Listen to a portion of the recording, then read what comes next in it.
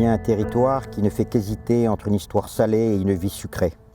C'est ici l'embryon du bassin, apporteur de promesses, les espèces pullulent dans une orgie d'essence, la rencontre des mondes engendre l'avenir. Les présalés du Nord sont un havre de paix. Arès a déposé les armes, la guerre s'est terminée.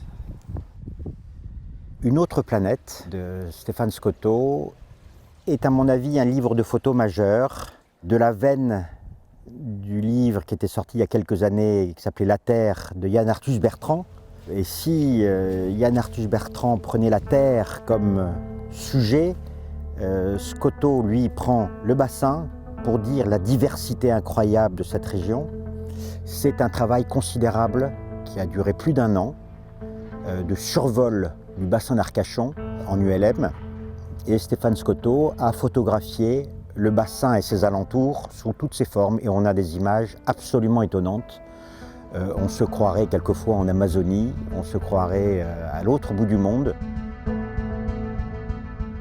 C'est quelqu'un qui fait des véritables œuvres d'art. Il a pris notamment une vague qui déferle et qui forme comme un cœur.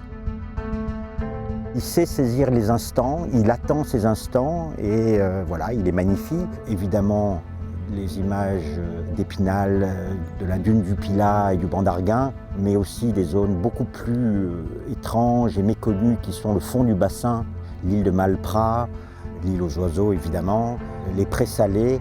C'est vraiment un biotope exceptionnel que Stéphane Scotto nous révèle et qu'il faut absolument préserver.